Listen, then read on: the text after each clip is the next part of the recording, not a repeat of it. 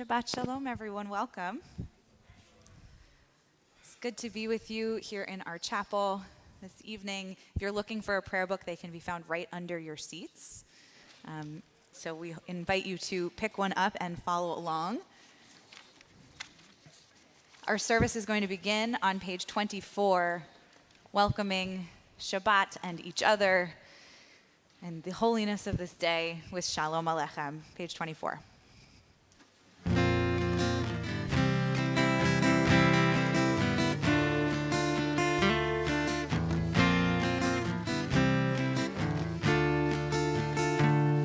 Shalom Aleichem, Malachei HaSharet, Malachei Elyon, Melech Malachei HaMlachim, HaKadosh Baruch Hu, Bodhem L'Shalom, Malachei HaShalom, Malachei Elyon, Melech Malachei HaMlachim, HaKadosh Baruch Hu, Baruchuni L'Shalom, Malachei HaShalom, Malachei Elyon, HaMlachim, HaKadosh Baruch Hu.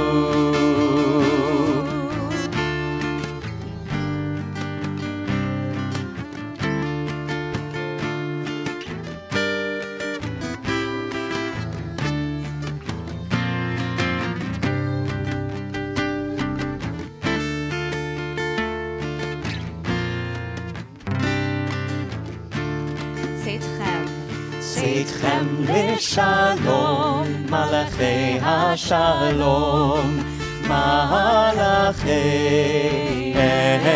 Elyon, Melech Malachei HaMlachim, HaKadosh Baruch Hu, Melech Malachei HaMlachim, HaKadosh Baruch Hu.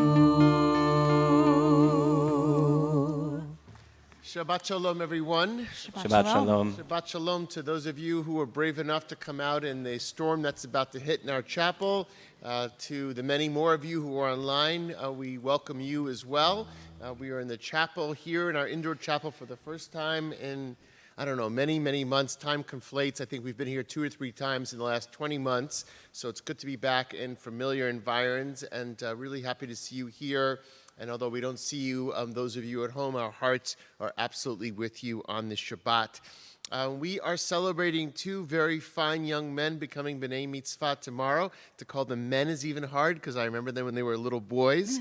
And Elizabeth and Eric, their parents, are here. And I had to go over because Eric is, usually I will comment. I usually don't comment on people's clothing, but the Rolling Stone socks are very cool. And so we're going to ask the 2 of you to come up and to kick off this weekend for your family by kindling the Sabbath lights.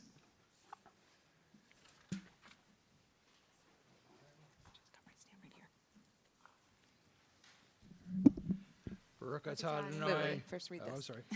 As we light the Shabbat candles, we link ourselves with the generations of our people who have kindled these holy flames. Time passes quickly, and we take this moment to pause and express our gratitude. We stand here as a family with humility and with love for this occasion, for one another and for being a part of this sacred community. As we participate in this age-old ritual, we embrace this moment as we move forward in the cycle of our lives. Yesterday we held our children in our arms, and tomorrow they will be called to the Torah as B'nai Mitzvah. These Shabbat candles remind us not only of the joy of this occasion, but they help us to see the light within one another and the strengths that each of us possesses. Grateful for all the precious gifts in our lives, we kindle the Shabbat lights. So you can light the candle.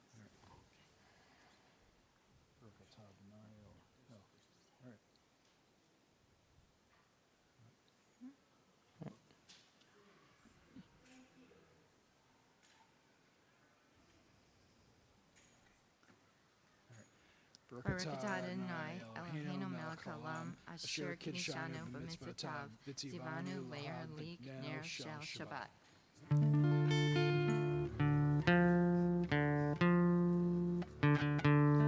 Baruch atah Adonai Eloheinu melech haolam asher kidshanu b'mitzvotav v'tzivanu le'adlik ner shel Shabbat. Amen. Continue with Kabbalat Shabbat on page 20 with the words of Lecha Dodi. We invite you to lift your voices to join with us, whether you are at home or here in the chapel. Your voices help to lift us up and help to welcome in Shabbat these words. Lecha Dodi, page 20.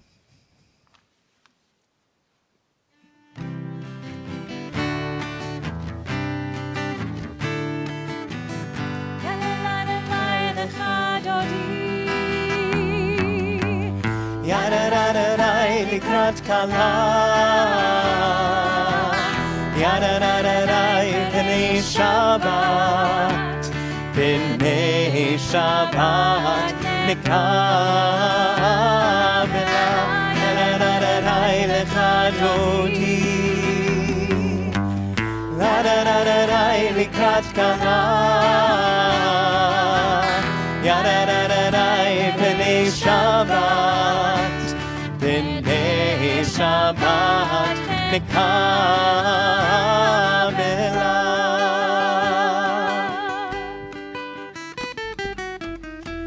Shamor v'zachor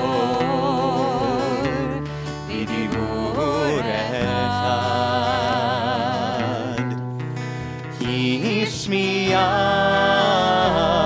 Hishmiyanu el hamyuchad Adonai echad u'shemo echad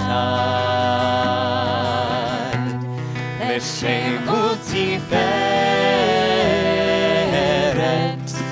v'litila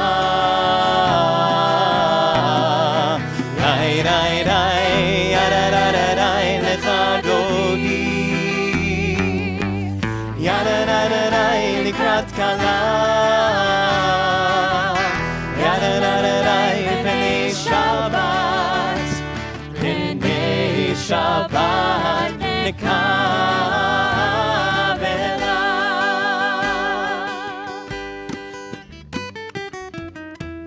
Likrat Shabbat Lechu v'nelcha Ki mekor haberacha Merosh mikedem Nesucha סוף מעשה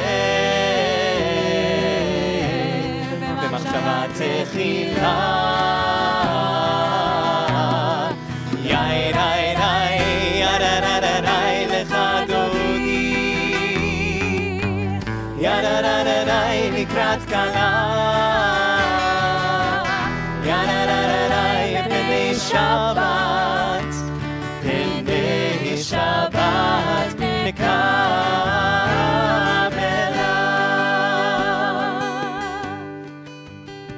Verse 9. Boi v'shalom ateret bala Gam besimcha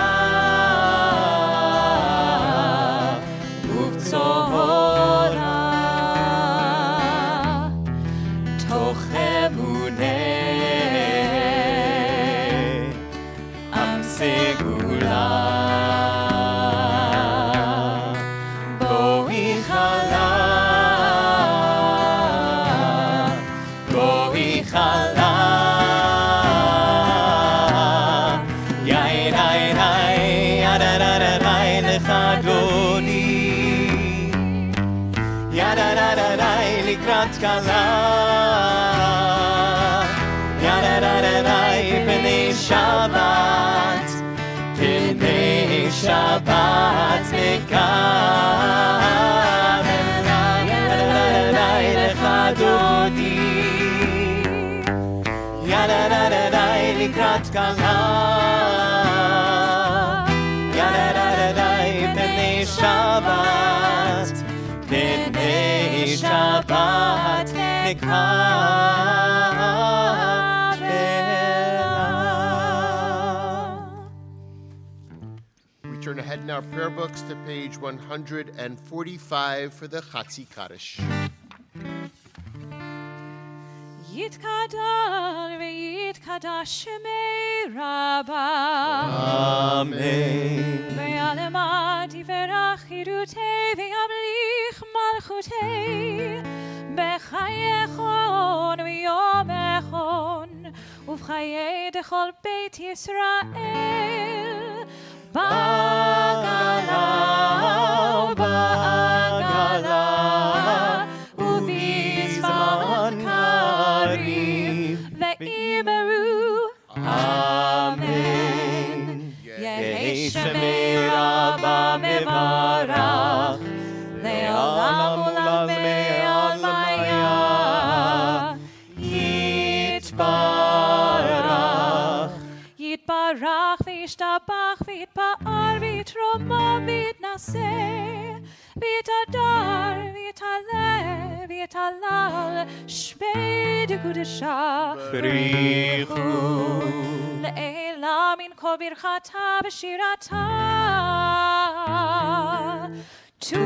ושפחתה ונחמתה תמירן מעלמה ויאמרו אמן.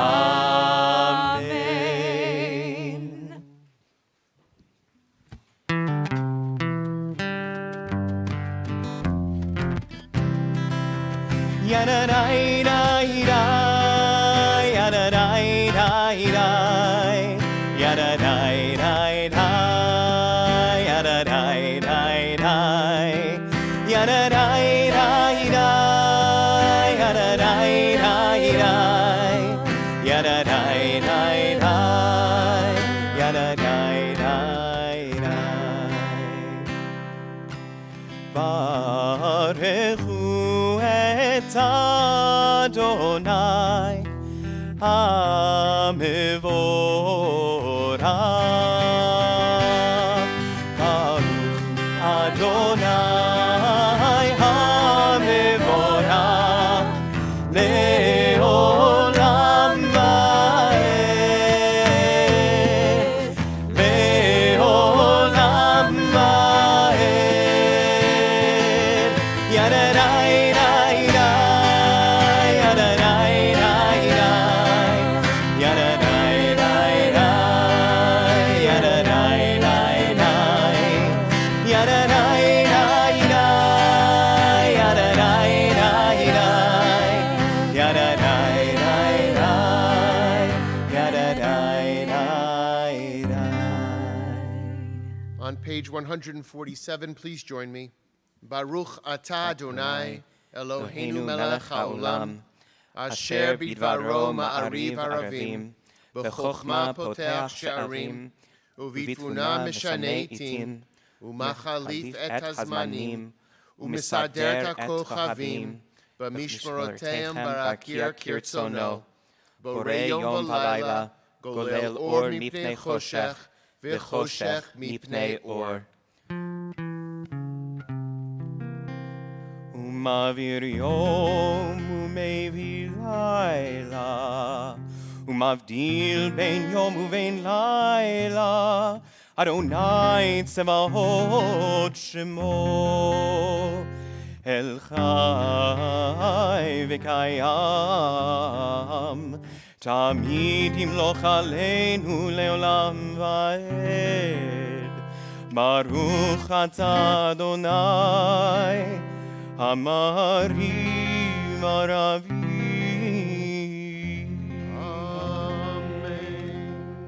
Responsively, In each age we receive and transmit Torah.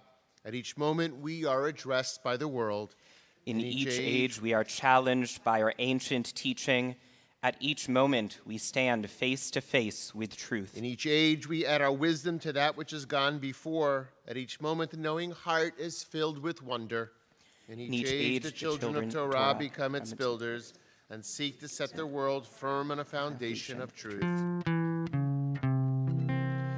Baruch atah Adonai, Ohev Amo Yisrael. Shema Yisrael, Adonai Eloheinu, Adonai Echad. Baruch Shem Kevod Malchuto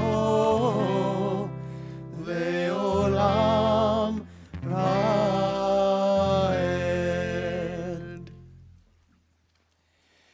Ve'avta et Adonai Elohecha b'chol levavcha u'b'chol nafshecha u'b'chol meodecha v'hayu hadvarim ha'ele asher anochi mitzavecha hayom al levavecha v'shinantam levanecha v'divarta bam b'shivtecha b'veitecha uv'lechtecha v'derech uv'shochbecha uv'kumecha u'kshartam lehot al yadecha v'hayu letotafot bein einecha uchtavtam al mizuzot beitecha uv'she'arecha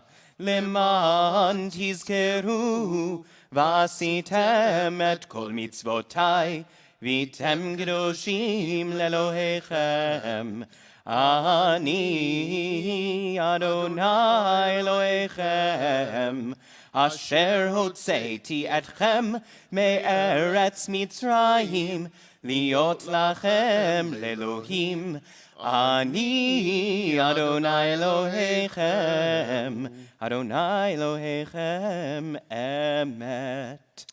We worship the power that unites the universe, a promise of harmony for all, yet that Wonders lose our grasp, imperfection and evil abound. before our eyes there is a vision of perfection, of order, of goodness. There is evil enough to break the heart, and there is good enough to exalt the soul. When will redemption come? When we grant everyone what we claim for ourselves. Long ago we escaped the tyranny of Egypt. Our people saw the power of the Most High. We learned God's presence redeems time and event, so we celebrate this power that makes for freedom.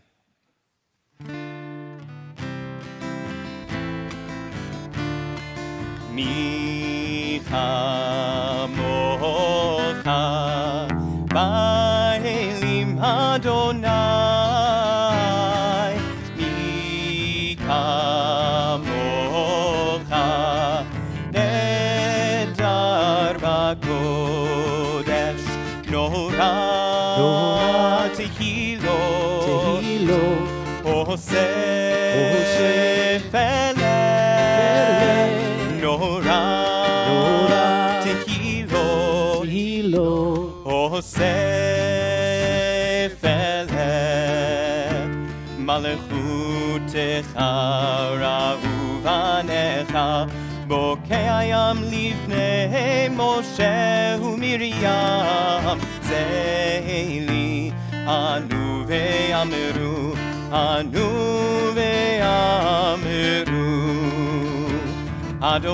Adonai Yimlo Leolam Va'ed Adonai Yimlo Leolam Va'ed Yadadai Yadadai Yadadai, dai, dai, yadadai, dai, dai. ונאמר כי פדה אדוני את יעקב וגאלו מיד חזק ממנו ברוך אתה אדוני גאל ישראל.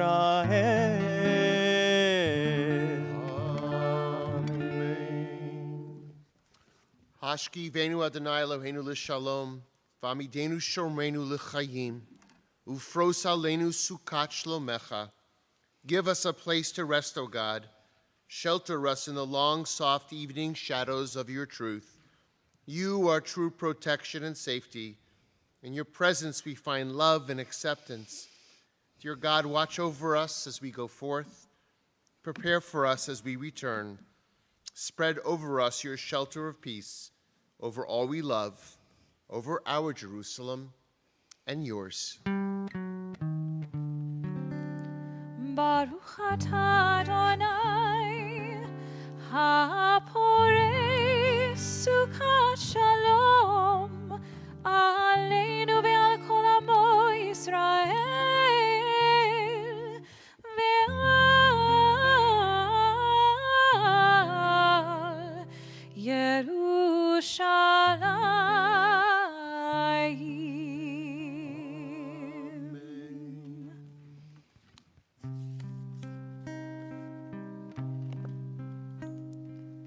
V'shameru b'nei Yisrael et ha-Shabbat,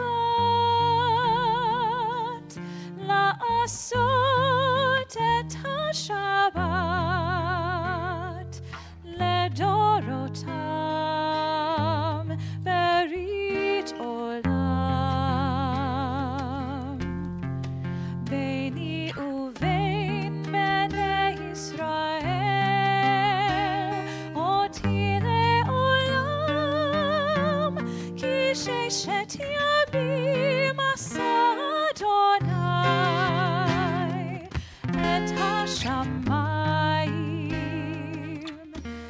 ve'et haaretz, uvayom hashevi.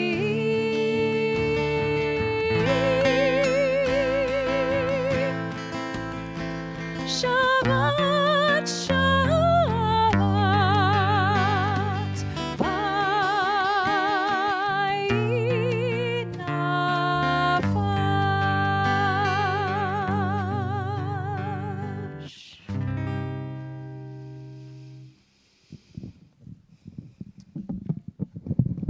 And being sheltered with the sukkah of peace, we turn our thoughts to those in our community who are in need of a prayer of healing. On this Shabbat, we send our prayers to Cindy Baker, Daniel Bissono, Ed Goldberg, to Alan Tilley, Rose Rothman, and David Rothman, to Tammy Schwartzberg and Eliana Leora Bat-Shoshana Leah. If there are others in our community for whom you'd like us to say a public Mishaberach, a public prayer for healing as I come around the chapel, please raise your hands for me to acknowledge you, to say their names out loud. And if you feel so inclined, you can share your relationships with them. Yeah, Billy.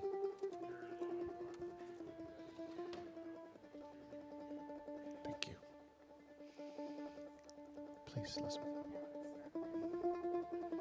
Thank you. Judy.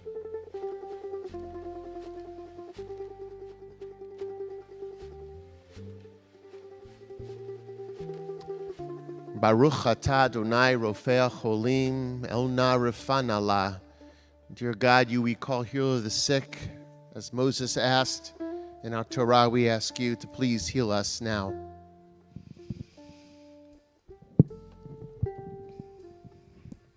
El na refana la, el na refana la, el na refana la.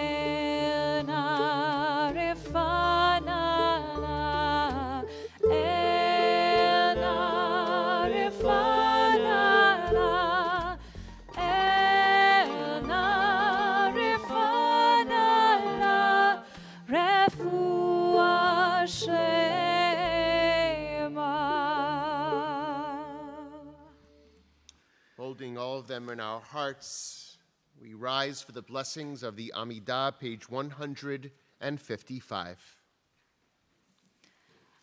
Adonai sefatai tiftach ufi yagid tehilatecha.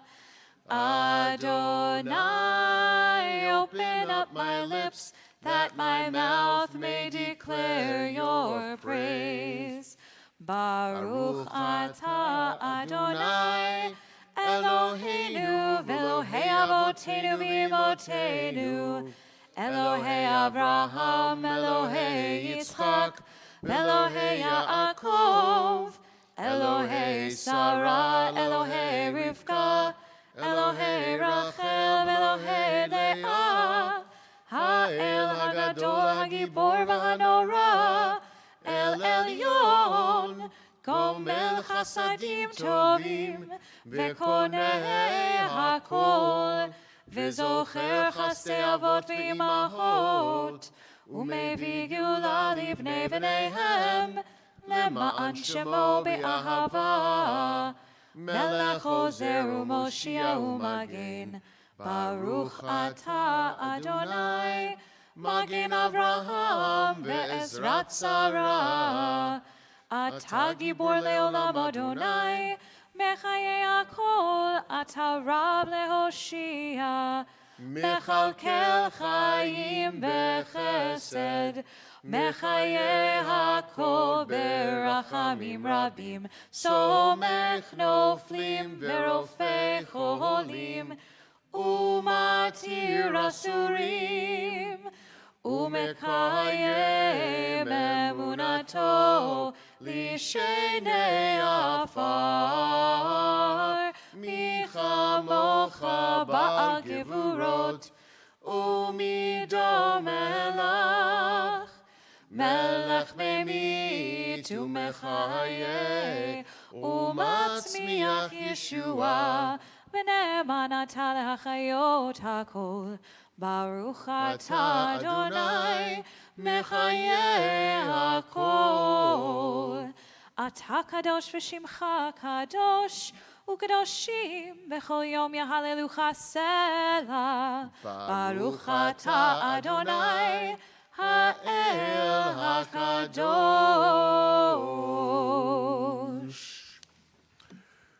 Turning now to the most precious, and as I often say, the most elusive gift of all, praying for shalom, for balance, for wholeness, dear God, for peace. Page 164, Shalom Rav.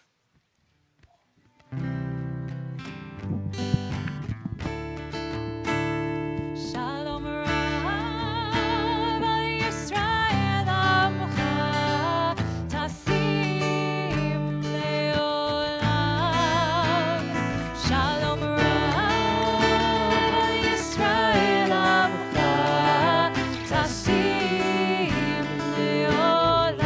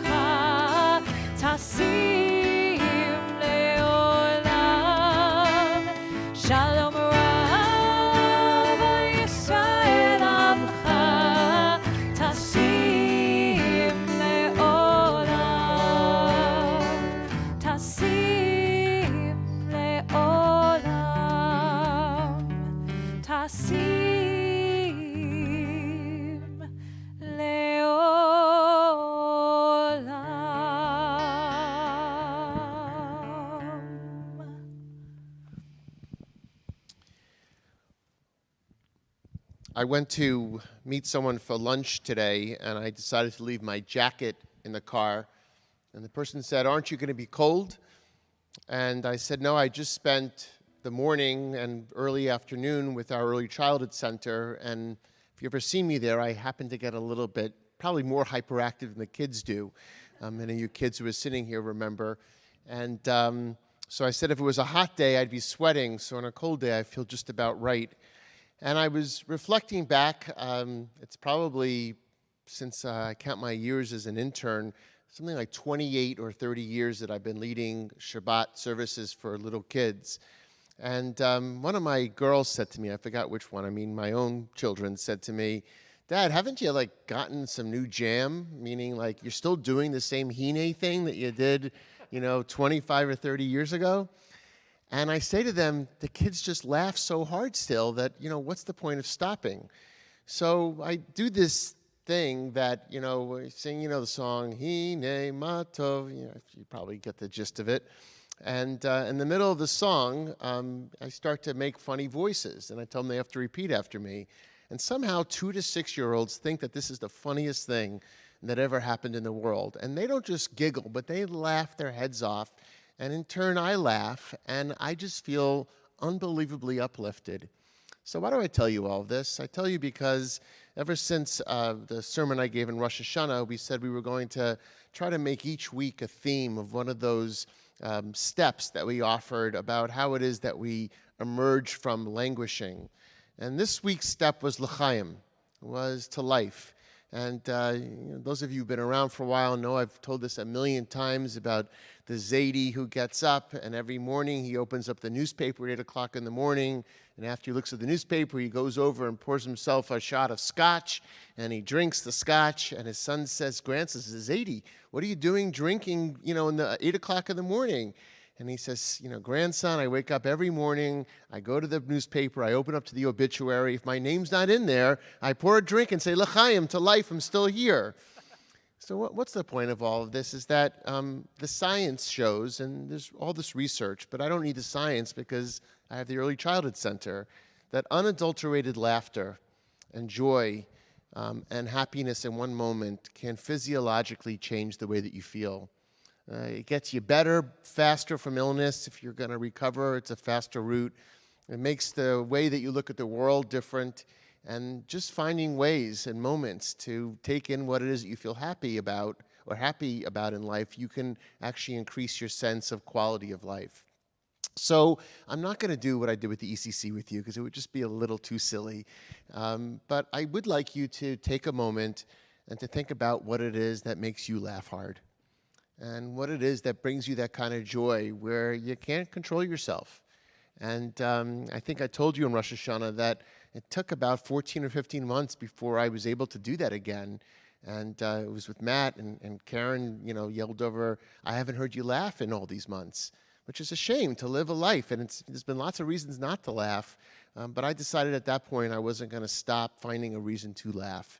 So stop for a moment and think about what it is that brings you unadulterated joy. Some of you won't be that hard because you're in it right now. And for others, you may have to work a little bit harder. But take a few moments to think about what it is and let it lift you up. So like the Zaidi, we can say on this Shabbat, L'chaim. We pray in silence.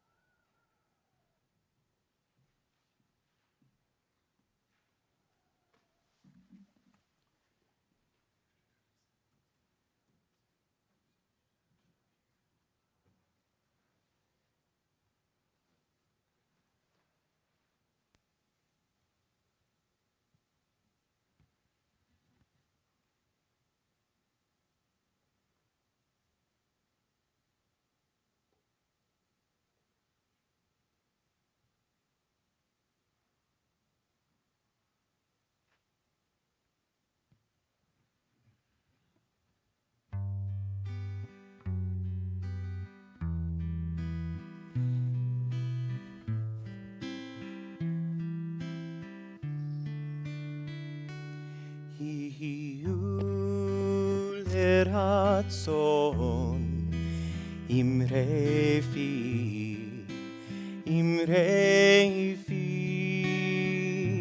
והגיון ליבי לפניך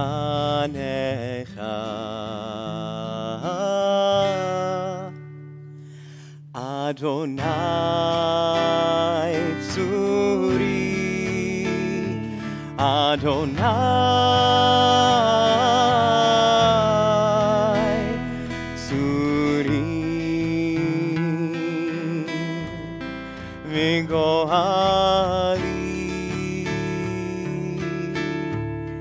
וגואלי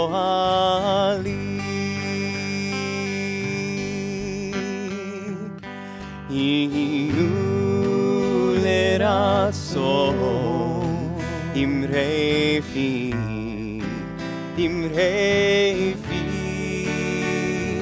והגיון ליבי לפניך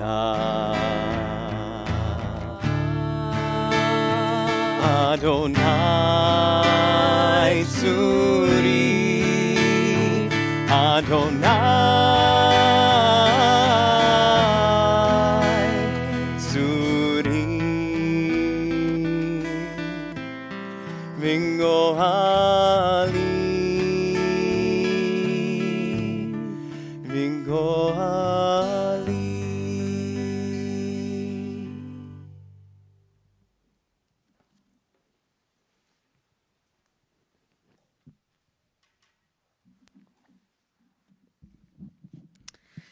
Shabbat Shalom, everyone.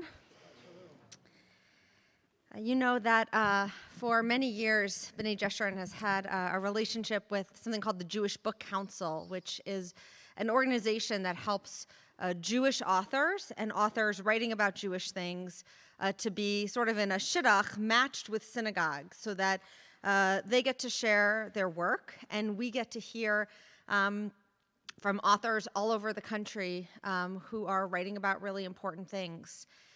So even though it is a stormy night and there are some of us here and lots of us who are at home, I'm excited to welcome an author this evening who when I get the book in the mail every summer and I page through it, and it's really fun to get to see new names and then, of course, names that I recognize.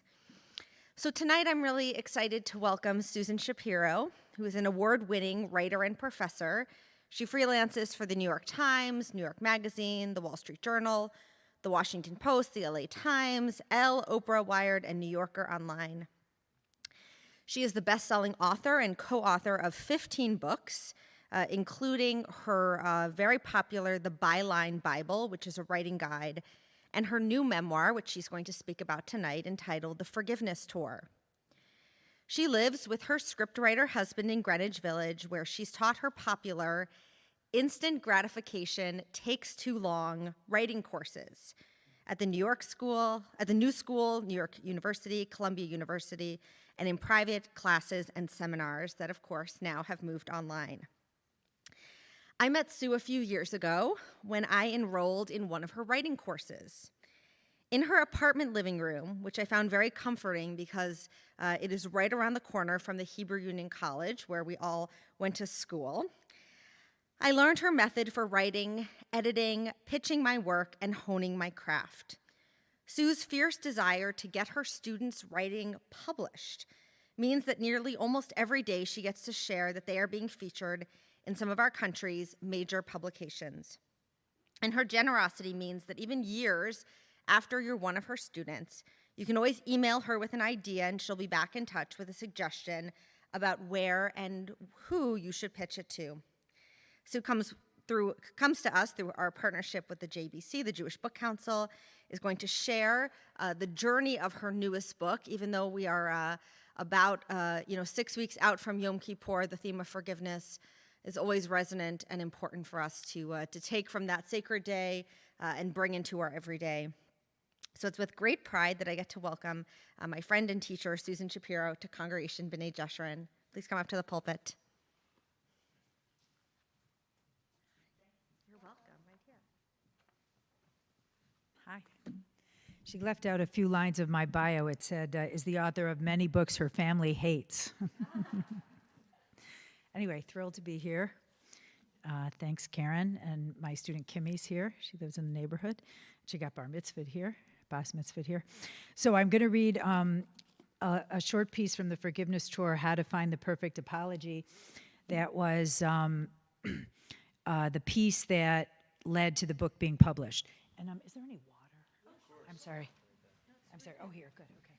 So this is just, thank you, this is great. Okay, so this is just a short piece that led to the book. My childhood rabbi once explained that on Yom Kippur, the saddest day of the year, sins we make before God are erased, but not offenses against humans. To come clean, we have to approach those we've wronged, beg forgiveness. But what if the one who hurt me refused to express regret? This question haunted me after my falling out with the mentor who'd helped my career, marriage, and sobriety. I trusted him for a decade and a half. Then one September night, I found out he lied to me. I felt betrayed. I could barely eat, sleep, or work well. He refused to apologize. I wanted to be benevolent and big-hearted, but as a Manhattan journalist, I was skeptical of psychobabbling promises implying any offense could be overcome with an apology. I'd prided myself on being self-protective and not anyone's punching bag. I pondered the line from an ancient battle poem, "Wounded, I am more awake. With no repentance, wounded, I was only more miserable." I used to pity volatile friends who wouldn't speak to their relatives or colleagues for years at a time. I didn't want to become an angry person clinging to an endless vendetta. I'd always been forgiving. I forgave the college boyfriend who'd slept with not one but two of my roommates. I even exonerated both of the women, but only after they'd explained they were under the influence of magic mushrooms and asked my pardon. I was capable of granting anyone atonement if they said, "I'm sorry." Yet the person I depended on now refused to acknowledge he'd injured me. I couldn't understand his cold behavior. I cut him off but couldn't move on. Researching the topic of apologies, a billion-dollar forgiveness industry popped up, a British charity, a PBS documentary, a Mayo Clinic website touting the benefits of exoneration, deserved or undeserved. A Japanese company could be paid to apologize for you. Books from all religions promoted radical forgiveness to help you get rid of the gorilla. I read the titles with frenzied hope, yet my gorilla grew. I searched for enlightenment at the soup kitchen of the Episcopal Church, where I taught a workshop. I asked the Reverend her feelings on forgiving. She said, Christians repent for sins during Lent the way Jews atone on Yom Kippur. We're taught to forgive, and God will forgive us if we asked. But the man who hurt me hadn't asked or repented. A Hasidic colleague said, Jewish law requires a person to ask heartfelt forgiveness 3 times. If the injured party won't forgive, the sinner is forgiven, and the non-forgiver has to seek forgiveness for not forgiving. Yet the request had to be inspired by regret. A Muslim friend said Allah was merciful, but only after repentance. I felt vindicated, especially when my lawyer cousin Danny said that pleading guilty and expressing remorse was the deciding factor in many legal verdicts. When my mentor emailed, "I'm sorry for the imaginary crime you think I committed," his aggressive tone made me want to commit a real crime. I feared I'd never get an apology to fix what was broken. I asked Vatzel, a Hindu-born psychiatrist, how someone who'd been kind to me for 15 years could have changed. There's something missing from this story, Vatzel said. He used the metaphor of a commuter enraged when a woman driving an SUV stopped abruptly to get something in the back seat and risked an accident. The other driver couldn't see the SUV's driver's infant was choking. Similarly, you have no closure because there's an unknown factor you can't see that's essential to understanding what happened, Vatzel said. In my sadness and fury, I couldn't figure out what I didn't know. 6 months later, my mentor emailed, "I'm sorry for what happened. If I had it to do over again, I would have acted differently." He asked if he could apologize in person. We met for coffee. "I'm sorry I hurt you," he reiterated. After back and forth questions, I asked, "How's your family?" Not well. His voice cracked as he explained that a minor medical procedure his wife needed to remove a tumor turned out malignant. 6 months earlier, she'd undergone extensive brain surgery. He thought he was going to lose her. Is she okay? I asked, alarmed. She's recovering, but there's nerve damage. Right now, she's half deaf, can't drive, can't walk without a cane, work, or fly without seizures. I had no idea. I felt like crying. This was what I didn't know. I hated how agonized and haunted he looked as he admitted he'd been in denial. I tried to compartmentalize, but I wasn't functioning well or making good decisions, he confided. Why didn't you tell me before? Hard to talk about. If my husband were seriously ill, I'd lose it too. My mentor once told me unhappy people have nothing to give. They need all their energy to function. You could get more from a happy person you barely know. I felt like I lost a whole year, he said. I want this bad blood between us finished. It was. His words halted my rage and elicited my sympathy. My appetite, concentration, and humor returned. Mesmerized by the magic dust of his mea culpa, I scanned my world for other broken bonds. Even when I didn't believe I'd sinned, if I offended someone I cared about, I could still offer an authentic apology to respect their feelings and erase their pain. That realization felt transformative, so I borrowed my mentor's humble apology technique and went on a manic forgiveness binge, wanting to make amends in every relationship I'd screwed up. Over the fall, my close family friend Isabel had asked if I'd read and edit 100 pages of her project on surviving breast cancer. Drained from my own deadlines and feud with my mentor, I told her I was too busy.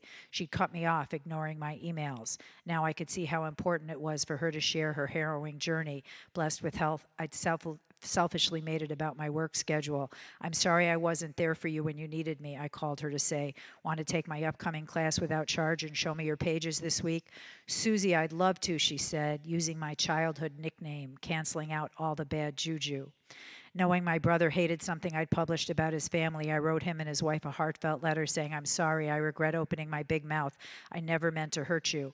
He responded by putting me back on his list for Republican propaganda. I was in again, and so relieved.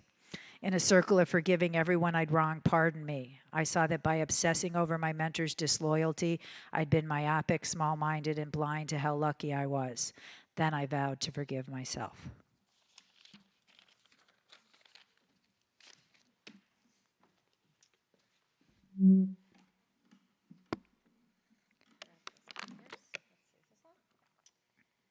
Well, Sue, this is, I love the piece that you chose to share, and we're just going to ask you a couple of questions Sure. about how the book came to be, Sure. And say that that it's really worth reading the whole thing, because I think sometimes we compartmentalize forgiveness. So what came first, the idea for the book or the story that inspired it? The trauma that freaked me out when I felt like he lied to me, and I didn't know what to do with it. And interestingly, usually when I'm upset, I talk about it in therapy, but I couldn't talk about it in therapy because my therapist was the one who screwed up. So I didn't know what to do. I was like, oh my God. So I started writing about it, and I brought some pages into my writing group, and they were like, wow, like keep writing, whatever this thing is, keep doing this. And by the way, it took 10 years from start to finish because it was so complicated, because I love therapy and it saved my life. So the last thing I wanted to do was write a book that was going to be negative about therapy. In fact, I helped my students get in. So it took me a really long time to figure out how to write it where it would do good in the world. You know, that it wouldn't be negative and it wouldn't say anything negative about a process that really I love. And in those 10 years, I mean, did you know, because one of the things that you taught me was sort of having an idea of, you know, both being in the journey of writing. Writers know that you sometimes have to go on a journey in writing, but did you have a sense that this would become a book, or were you trying to heal yourself first? Early on, I thought it was brilliant and sent it out all over the place, and everyone said, no, this doesn't make sense yet, kind of. Or they said it's too New York shrinkaholic. I already did a shrinkaholic book, so people didn't quite get it, and I kept bringing it in. And actually what happened was, I think the first draft, I just told my own story, which was basically less than a year journey. So we had the falling out, and then he wouldn't apologize, and we went back and forth, and then he finally apologized. But in the meantime, when I was trying to make sense out of it before he said he was sorry, I was working at Holy Apostle Soup Kitchen, so I spoke with a reverend, and then I called my rabbi, and then I had this Hindu friend. So I was sort of gathering information. And also, everyone I knew I'm very transparent. So all my friends and students and colleagues, they were like, what's wrong? What's up with you? Because you could just see it on my face. And so I would tell the story. And every time I told the story to someone, they would tell me the story of someone who screwed them over and owed them an apology. And some of them were really important, intense, way more dramatic than mine. So I was taking notes. And then what happened was I have a friend who actually is a Pulitzer Prize-winning nonfiction writer who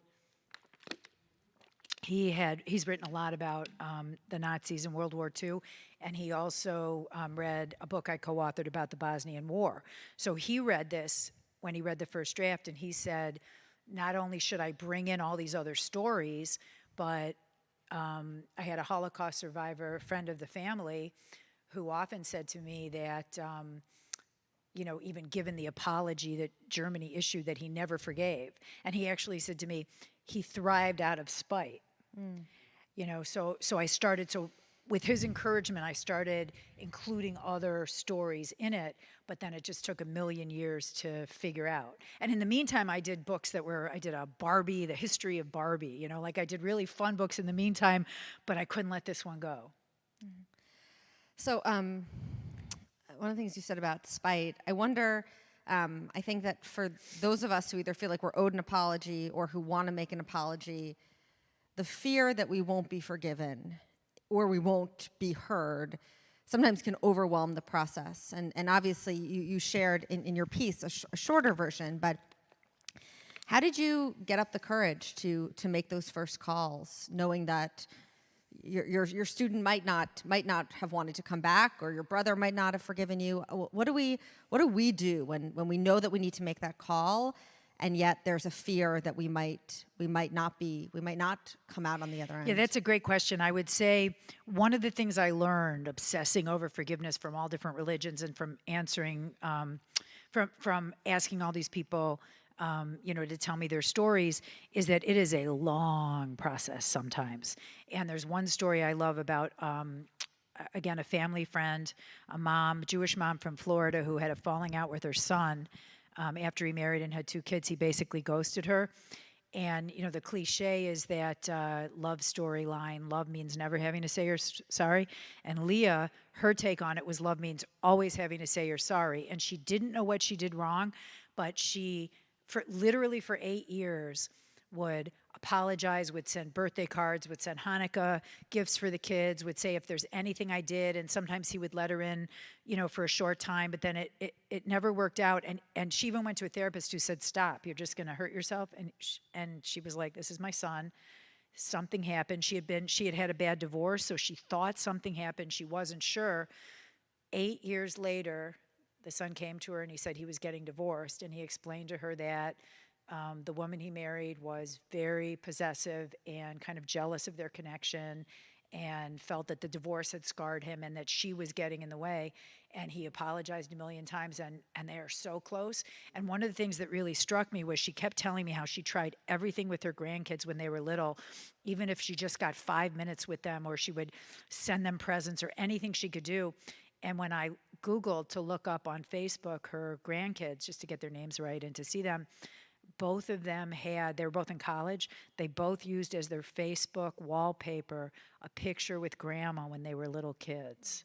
So what really stayed with me is that every effort she made was, even if it didn't work at the time with her son, the grandkids caught it all, and it was absolutely worth, the fight. And in my own story, I have a superficial one, but so, I sort of tried to stay as open-minded as I could when my mentor would email me. I tried not to be knee-jerk, and I tried not to, say anything nasty.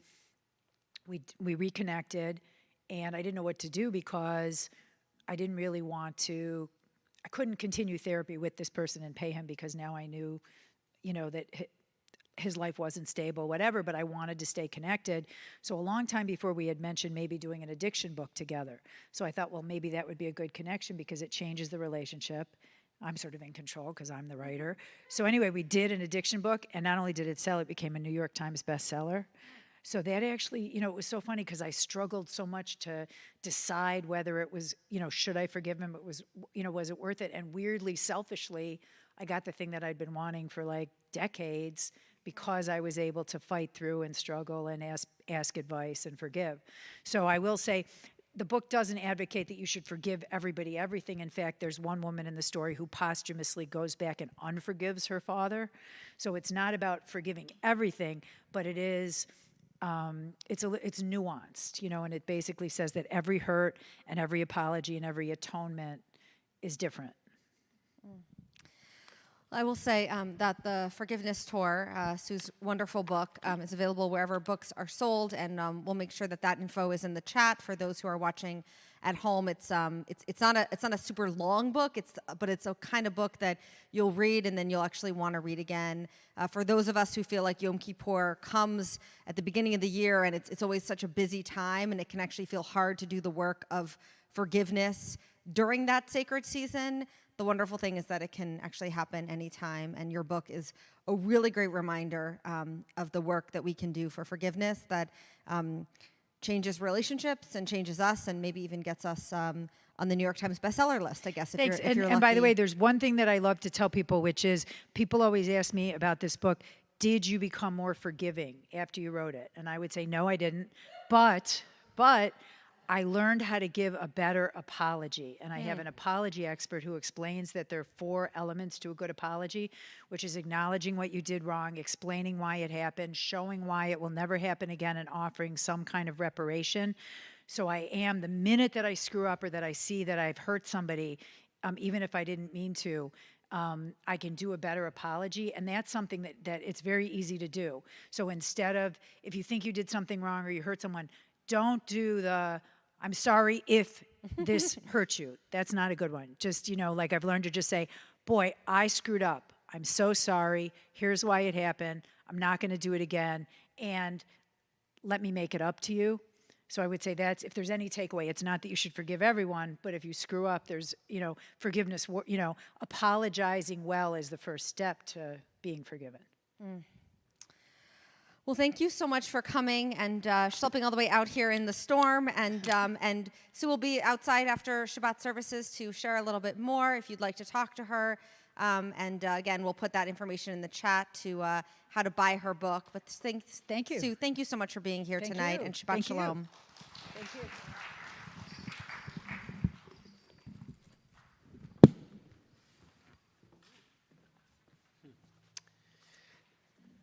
We add our thanks, Susan. I'll tell you, it's Yom Kippur feels like a big burden when it's over, and we realize that the work continues all year long. So thank you for making sure that we continue to engage in the most sacred of our work throughout the year. We ask you to return back to your prayer books to the middle of page 282. I ask you to please rise as the ark is opened. Aleinu. Aleinu l'shabeach l'adon hakol, l'teit gedula liotzer bereshit, shelo asanu kegoye haratzot, velo samanu kemishpechot ha'adama, shelo sam chelkenu kahem, vegor alinu kechol hamonam, va'anachnu korim umishtachavim umodim lifnei melech malchei hamlachim hakadosh baruch hu.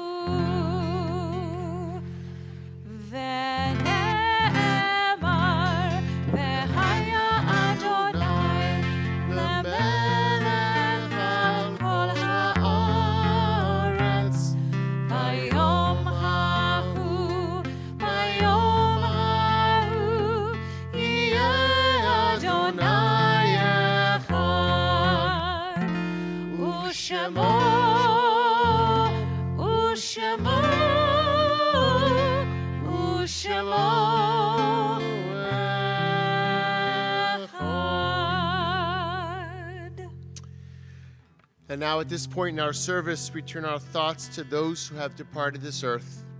our own loved ones, those whom our friends and neighbors have lost, the martyrs of our people and those of every race and every nation whose lives have been a blessing to humanity. As we remember them on this Shabbat, let us meditate on the meaning of love and of loss, of life and of death. As is our tradition here in our community, if you hear the name of one that you may have lost, please feel free to stand to honor their memories. We first remember those who have passed during this 7-day period of Shiva. We are saddened to announce the passing of Fern Yanofsky, wife of Daniel, mother of our members Heather and Jason and Jared, Jason, grandmother of Lance and Dustin. The funeral will be this coming Sunday at 11 a.m. During this period of Shloshim, the traditional Jewish 30-day period of mourning, we remember Remy Wyman, Bernard Levy, Linda Chalev Zafar, Louis F. Leon, Gilbert Selvin, Eugene Lamazar, and Louise Silberman. And on this dear Yortzeit, the early anniversary of death, we remember William I. Abrams, Mary Becker, Bertha Berman, Benjamin Bierman, Marilyn Resnick Broad, Martin Kane, Shirley W. Clayman, H. Edward Cohen, Ruby Leeds Work, Laura R. Epstein, Joel Feldstein, Zelda Fleischman, Mamie J. Dell Gansler, Henry Geller, Dr. Harold Goldberg, Doris Goldman, Sidney Goldman, Leon S. Greenberg, Jack Gross, Harry Eisenberg, William K., Rabbi Alan Abraham K., Joseph M. Kyle, Lottie Koss, Sheldon Lasher, Hazel Y. Lasser, Abraham I. Lewis, Dr. Herman Lohman, Emil Lowenstein, Stella Manasseh, Beatrice Ruth Marks, Susan Margolis Meyer, Joseph Menkes, Max Negbar, Herbert Nyman, Morris Osterweil, Sadie Goldsmith Pollard, Rose Rosenson, Gary Salins, Rose Schneiderman, Sarah K. Sank, Daniel Shapiro, Esther Siegel, Hannah Silverhurst, Sam Silverhurst, Sarah E. Smith, Philip Spies, Bernard Spritzer, Fanny B. Steckler, David Strauss, Bernard Vollenhover, Harry Wattenmaker, David Weinberg, Libby Wolf, and Catherine E. Zugsmith. Zecher Tzadik Livracha. May the memory of the righteous be a blessing to each and every one of us praying here this Shabbat Eve. And let's honor their memories by inviting their souls in to dwell among us as we indeed rise as one community to say their words of Kaddish. They're found on page 294. Yitkadal v'yitkadash shemei rabbah, biolma divrach yirute v'yamlich malchute, b'chayechon v'yomechon, uv'chaye dechol beit Yisrael, ba'agalau v'zman kari v'yemru amen. Yehi shmei rabbah mivorach le'olam ulolmei al maya, yitbarach v'yishtabach v'yitpa'ar v'yitromam v'yitnaseh, v'yitadar v'yitaleh v'yitalal shemei dekudusha barichu, le'ela minko birchata v'shirata, tushbechata v'nechemata, da'amiran v'yolma v'yimru amen. Yehi shlama rabba min shemaya v'chayim, aleinu v'al kol Yisrael v'yimru amen. Oseh shalom b'mromav, hu yaseh shalom, aleinu v'al kol Yisrael v'yimru amen. May the source of peace send peace to all who mourn here and comfort to those who are bereaved everywhere. As together as one community we say, amen. Please be seated. Friends, extend to all of you, we do a warm welcome here and again at home. We encourage you to open up your orders of worship or take them with you. And at home, you can click on the link so you can see upcoming classes and other activity here at Bnai Jeshurun. I want to highlight for this Monday night our ongoing partnership with One Day University and Congregation Erev Shalom on the Upper West Side. This Monday night will be First Ladies behind the scenes with 6 powerful women. It's going to be moderated by our own Rabbi Karen Perlman, who you can tell whose skills of moderation, not much of moderation, but moderating, are quite on point. So do join us for that. They've been really well attended, and they're on Zoom. We'd love you to be part of that. Other upcoming, again, classes and activity can be found in your orders of worship. But talking about very active young men, there are two of them, brothers who are becoming B'nai Mitzvah tomorrow, Alex and Daniel. We are really excited to share with you and your family tomorrow morning. And in the meanwhile, we want you to come up and lead us in Kiddush and Motzi. These Kiddush cups are being presented to you on behalf of our Brotherhood and Women's Association, and we pray that we will use them throughout your lives with the fruits of your labor this evening.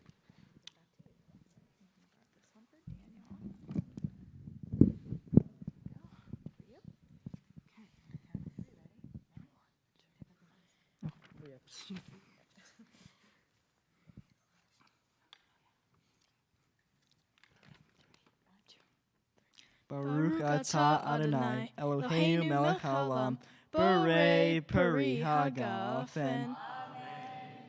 Baruch atah Adonai, Eloheinu melech haolam, Asher kiddushanu b'mitzvotav, v'ratzavanu, v'shabbat kodsho be'ahava, v'ratzon hinchilanu, zikaron lema'aseh v'reshit, ki hu yom tehila Lemikraye Kodesh, Zecher Litziat Mitzrayim, Kivanu Vacharta, Veotanu Kidashta, Mikol Ha'amim, V'Shabbat Kodsheha, Behava Uvratzon, Hin haltanu, Baruch atah Adonai, Mikadesh HaShabbat.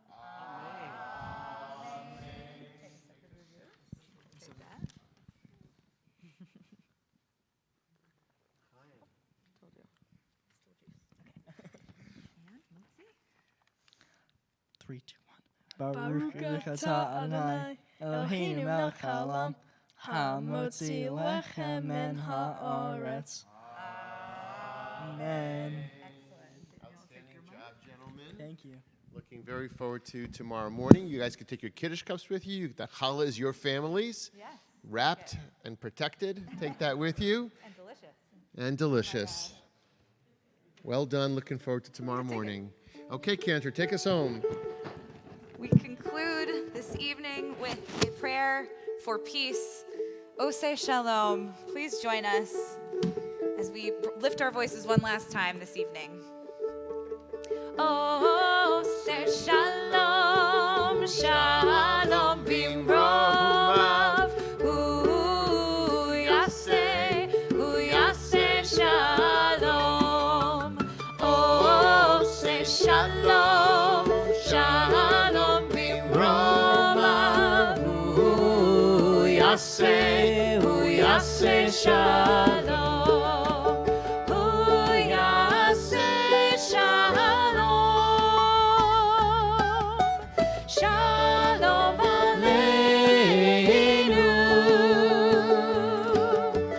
Ve'al kol Yisrael. Ve'imeru amen. Oseh Shalom. Shalom b'mroma. Hu Yaseh Shalom. Oseh Shalom. Shalom b'mroma. Hu Yaseh Shalom. Hu Yaseh Shalom. Shalom Aleinu. Ve'al kol Yisrael. Ve'imeru amen. Adonai oz le'amo yitain, Adonai yivarech et amo v'shalom. Dear God, may you grant us and people everywhere with strength. May you grant us and people everywhere with the manifold blessing that we know as peace, that we indeed know as shalom, so we can get up each and every day and indeed say, L'chaim. Shabbat shalom, everyone.